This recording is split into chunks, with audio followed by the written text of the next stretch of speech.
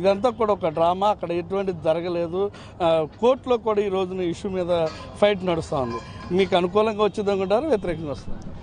Court వ్యతిరేకమైతే కాదు, మాకు ఎట్లా వ్యతిరేకమైతే చెప్పండి. కల్తీ నెయ్యిలో కల్తీ కలిసింది వాస్తవము. ఎందుకంటే కేంద్ర ప్రభుత్వం సంబంధించినటువంటి సంస్థలతో దానితో మనం ల్యాబుల్లో చెక్ చేయించాము, కల్తీ నెయ్యి వచ్చింది. దాంట్లో మాకు వ్యతిరేకమైతే ఏం కాదు.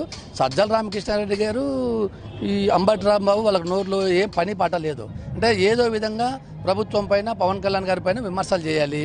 ఎందుకంటే వాళ్ళు చేసిన తప్పులను కప్పిపుచ్చుకునేందుకోసం వాళ్ళు ఈ విధంగా అంటే ఎదురుదాడి చేస్తూ ఉన్నారు. ఒకటి వాస్తవం, నెయ్యిలో కల్తీ జరిగిందా లేదా?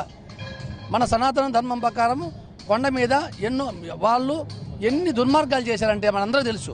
గత 5 సంవత్సరాల్లో ఎంత మనం ఒక వీడియోలో చూసాం. సుబ్బారెడ్డి గారు కూర్చొని వేయిందా 5,000 పెంచి అంటే భక్తులకు ఏవి కూడా అందుబాటులో ఉండకోకుండా ఏ విధంగా మనం తిరుమల మా యొక్క సనాతన ధర్మాన్ని మంటగలపాలి అని చెప్పేసి ఆ విధంగా వాళ్ళు భ్రష్టు పట్టించారు. ఒకటే చెప్తాను, భక్తుల మనోభావాలను కాపాడేందుకు పవన్ కళ్యాణ్ గారు నడుం బిగించారు. మన సనాతన ధర్మాన్ని కాపాడేందుకు ఈరోజు డిక్లరేషన్ సభలో ఏ విధంగా అయితే మనము మన సనాతన ధర్మాన్ని కాపాడుకోగలం, మన యొక్క తిరుమల పవిత్రతను కాపాడుకోగలం, అవన్నీ కూడా ప్రజలకు వివరిస్తారు.